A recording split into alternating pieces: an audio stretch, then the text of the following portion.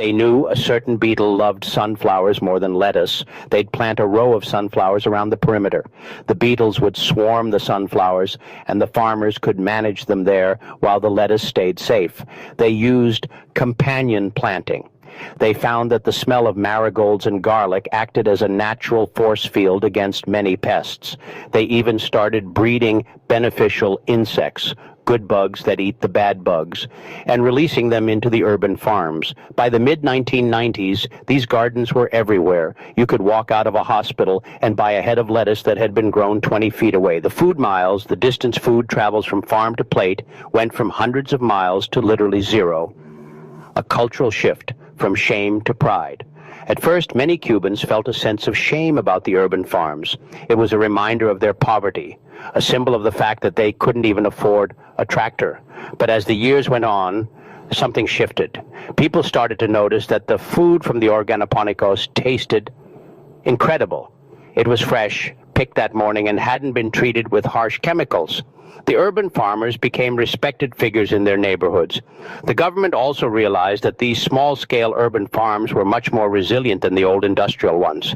If a hurricane hit, or if the price of oil spiked, the urban gardens kept right on producing.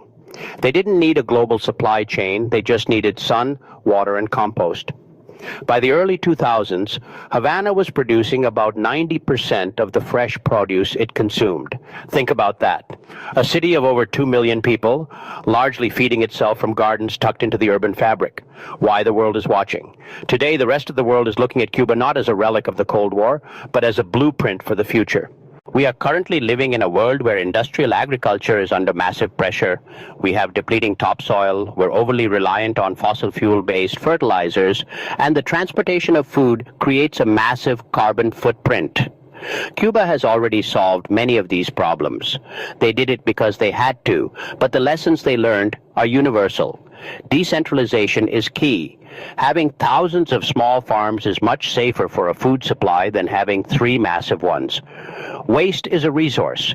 Cubans view food scraps and manure not as trash, but as the fuel for their next crop through composting.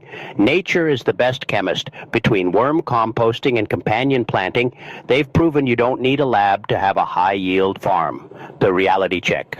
Now, it's important not to romanticize this too much.